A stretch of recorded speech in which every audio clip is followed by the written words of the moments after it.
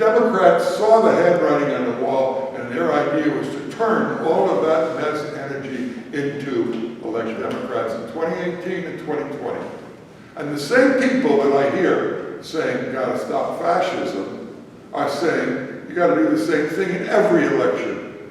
If there was an exception, I'm 79, but since I was a kid, I haven't stopped hearing the lesser evil argument, the danger of fascism. I'm out of touch with reality. Have I said anything that misdescribes the reality of capitalist America? Capitalism, racism, poverty, unemployment, mass incarceration, police murder. It's true, but it's not relevant at the moment, Jeff. Susan. Well, I beg your pardon. It's not relevant to what's going on. Answer what Jack said. Respond to I know it's not his- relevant. Do you think it's relevant that we throw out Trump for the presidency and put in Pompeo? That's your argument with that petition. It won't go to You're that. interrupting this When discussion. this comes I thought we had out, a democratic when right to it's- credit. But he doesn't respect the That's rules. right, he's had a long time to speak.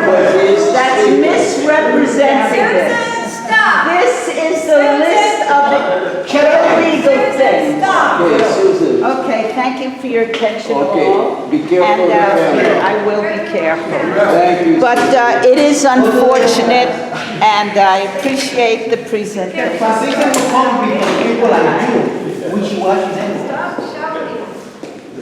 You're asking me about Venezuela. Yeah. I am a member of the Administrative Committee in the Anti-War Coalition. I've organized 3 major demonstrations against Venezuela in California and 800 in Washington just in the last year. How many of those has Bernie Sanders organized? I always want How many has he organized? The point is, that's exactly what we. Zero. Okay, Jeff has another minute to go to answer these questions. Then we're gonna take, and I want everybody to be civil. That's all I'm asking you, be civil and observe the rules. I'm trying my best to give everybody a chance. Hold on. And I'm going to, and I have some people who want to speak. I also want to say something. Jeff has another minute to finish up, okay? Our speaker said that white nationalists have infiltrated police departments. Who do you think runs the police departments in capitalist America? Is it a bunch of white nationalist cops? Is it a bunch of racist cops? Or is it a system that inherently arrests blacks day and night, black while driving or driving while black and all this stuff? It's not the racist cops in the police department. They're attracted by magnets to this organization. But the violence is inherent in the capitalist system. It was Clinton who changed the rules for mass incarceration. It was Obama that deported the largest number of immigrants than any president in the history of the United States. 2.5 million, worse than Trump. It was Obama that threatened to bomb Syria. It was Obama that maintained and expanded the military-industrial complex. That's 30 seconds. It was the Democrats that have done all this, but the people who are interrupting me unpleasantly, by the way, you're very nice to me relative to what the ruling class would do if socialism had an impact. It was growing. Then we wouldn't even be allowed to have a meeting like this. Like the McCarthy era, where I was blacklisted from graduate school and medical school and from teaching because of my political views. That was the McCarthy era when the United States thought, given millions of people in the street in 1946, that they needed to experiment with fascism. But the ruling class pulled back and didn't need a McCarthy at that time. They executed the Rosenbergs. As a 13-year-old kid, I protested that. That's why Robbie supported my campaign, and Alice Walker, and dozens of other people. I ask you to support the campaign if you want someone to challenge capitalist rule in an educational, propagandistic, and mass action way. Okay, so I'm going to make. Okay, another list of speakers. I want to be on. What's your name? Kenneth Kenneth? Okay, Kenneth. Kareem? Jim Randa? Who else? Huh? Red.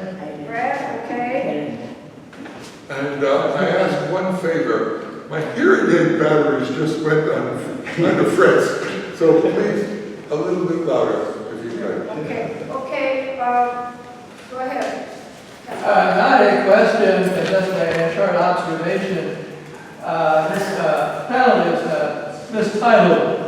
It says how well the left voted the, by the, I presume they mean this. We will have hopefully more than one presidential election in our future. How well the left voted in this presidential election, what I'm hearing is how should the left vote in this presidential election, which is really a different question. Okay, Kareem? Yeah, with all time. What I had wanted to point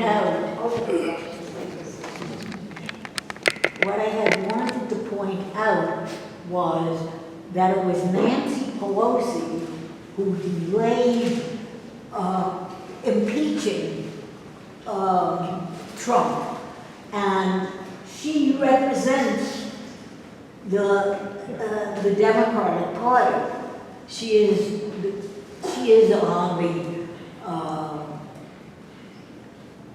the right of the Democratic Party, but she's in control. And she delayed impeachment. And this is part of what the Democrats can do. I'm not saying you vote for him, you don't vote for him, there could be other reasons. But certainly it is not to defend the Democrats at all. Okay, thank you for me, Brad. Yeah, Jeff and Daniel, I mean, I can't disagree with anything. Your theoretical basis for what you're saying, it's all true. I've believed it for a long time. Emma Goldman made the exact same arguments 100 years ago. And where are we today?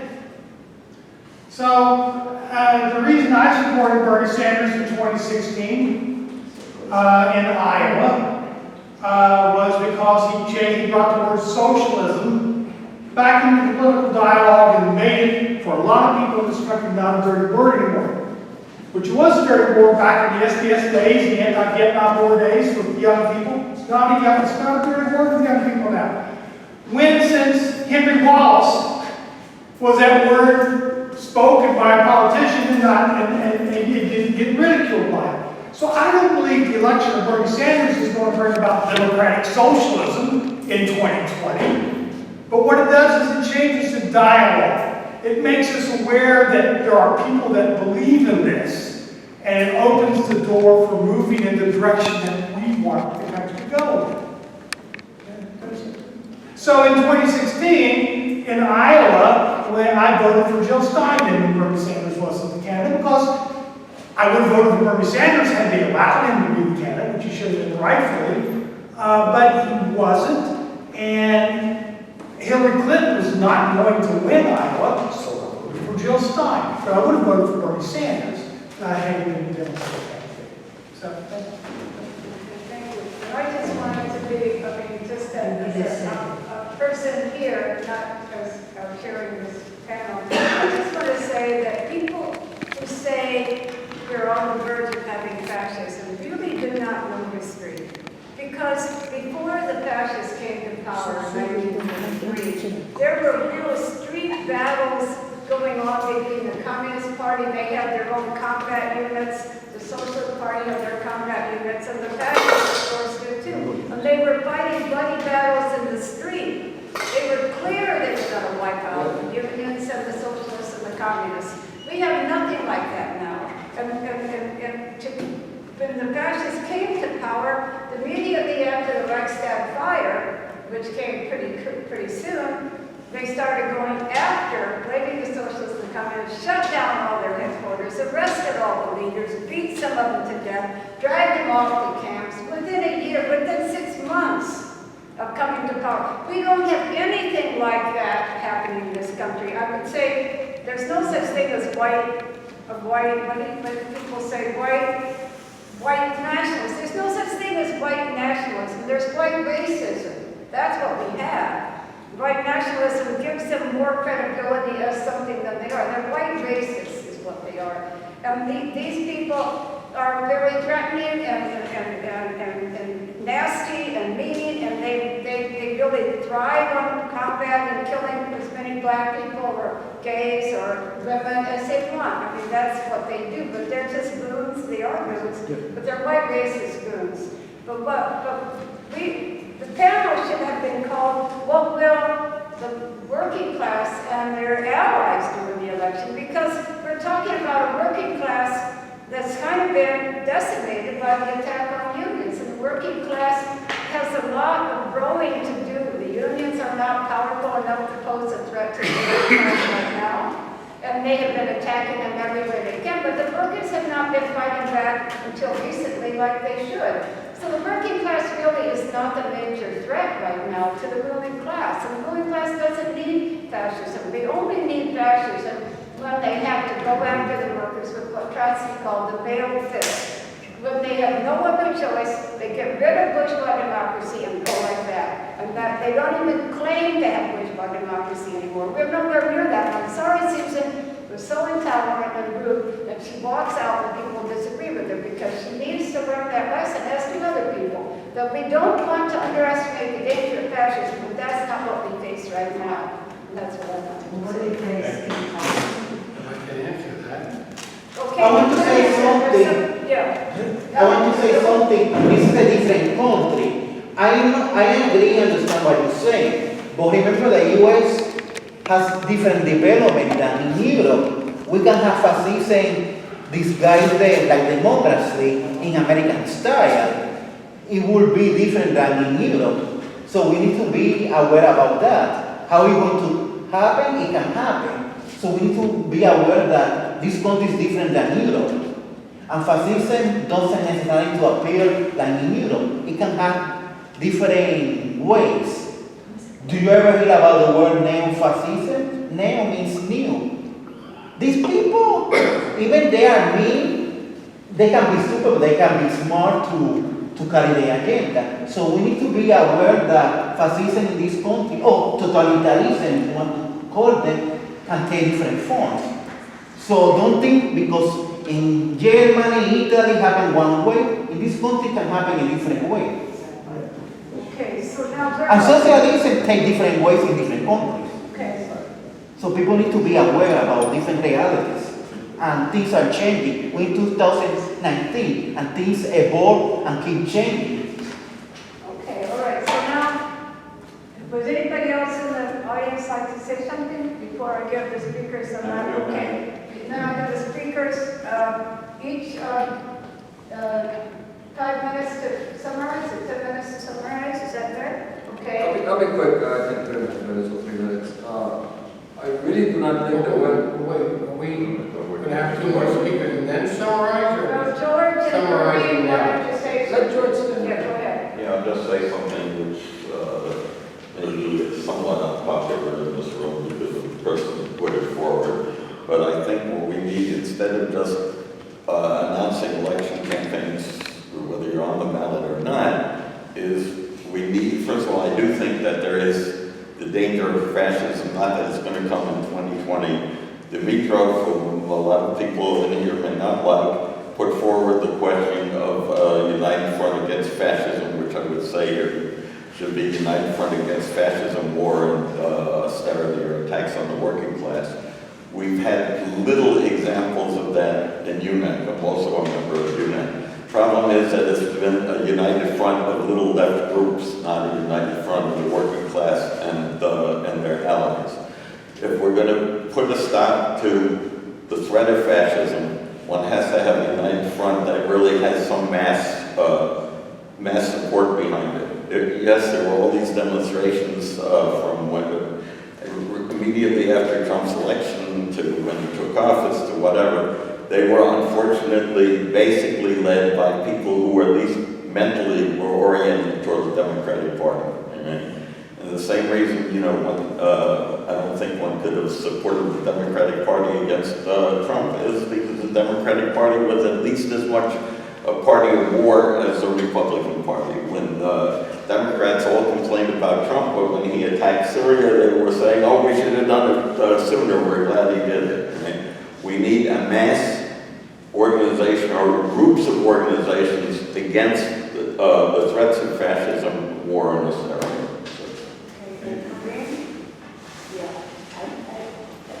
I had some difficulty on this hearing a while I've been going on, but I do want to say, I don't think that Trump is a fascist, but I think that a lot of what he did is very damaging and allows fascism to get in, because he dismantled the whole cabinet so that the Secretary of Defense is fighting for war. All of the members of the cabinet that he chose were people that opposed what they were supposed to be leading, which means we don't have any kind of a cabinet except whatever Trump decides.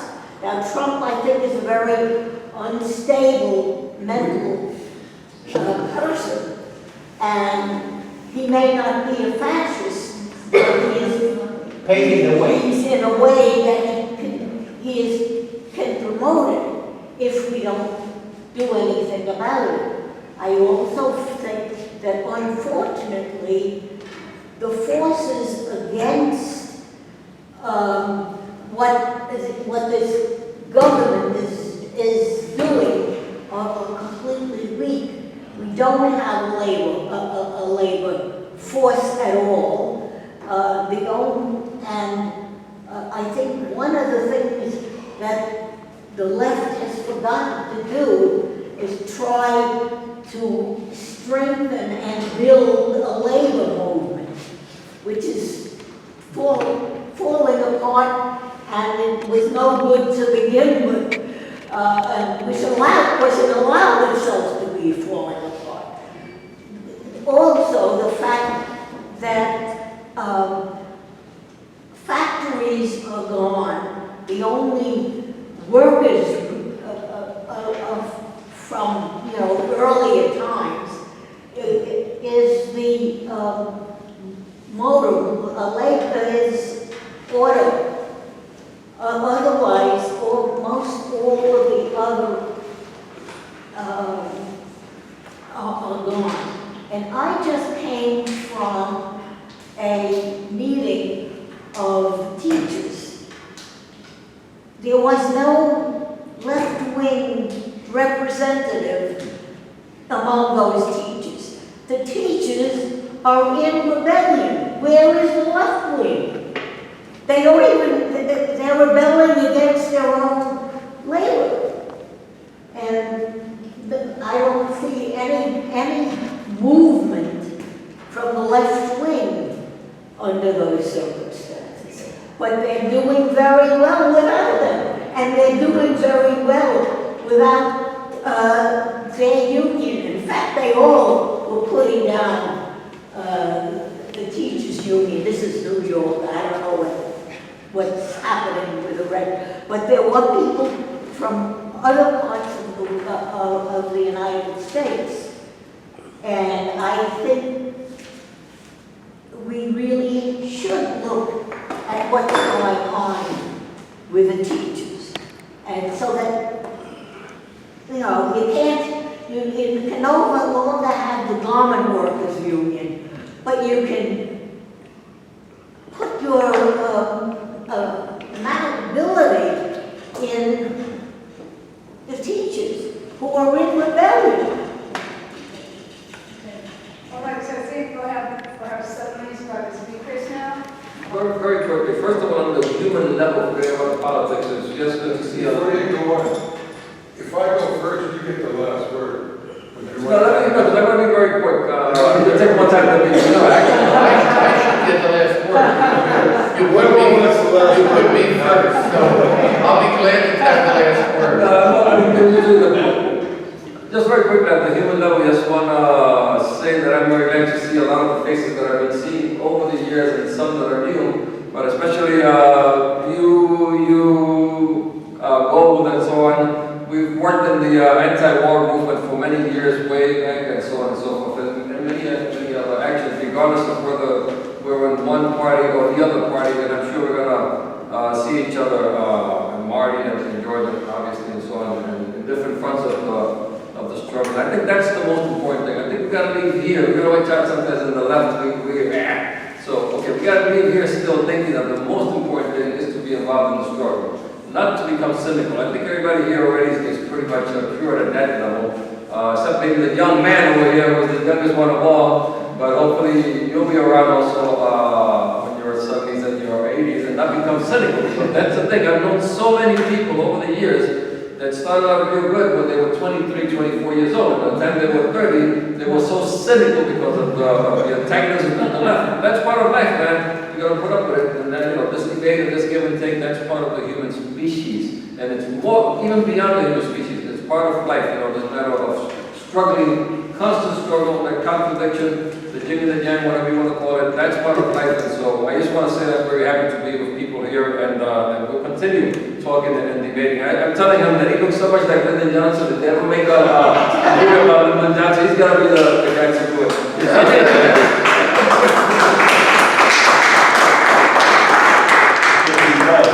He does. It's not the first time I've heard that. Doug, are you up? You want me to go next? Whatever you want. I'll go next if you want. Whatever you want.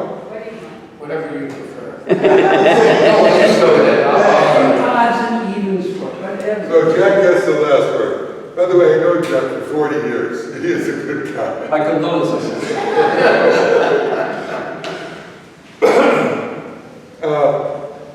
You're right. I ran for president in 2016. Wasn't thinking of it, but Bernie started talking about socialism. And he did it because he's a bright politician, understands that young people are interested in that. So I ran, toured the country, and we built our party. That's the reason I've run, to educate, to build our party, to build the social movements. We're not sectarians who run around bragging or talking about socialism. We are activist leaders. We mobilized 25,000 from Mia Abu Jamal, hundreds of thousands against the war in Iraq. And I was the founder of very broad coalitions. It's the first time I mentioned Jack personally. He told us he knows a lot of bad people who are fascists. Look at Miami. Well, in Boston, the Nazi party said they were coming to, take over the city. And we had 50,000 people who were against that, and 5 of them showed up. It's a good relationship of forces. In Berkeley, the fascists said, we're coming to take over the People's Republic of Berkeley. And 5 of them came, same 5, a different 5. We had 10,000 filled the streets. That's a relative relationship of forces between the American people who have no interest in right-wing racist bigotry. They're less racist, in my opinion, than ever. The way to fight fascism is not to elect Democrats crying out loud. The way to fight fascism is to build mass movements, the people's movements, and power. Mass demonstrations is not just big numbers. It tells the people for the first time in their life,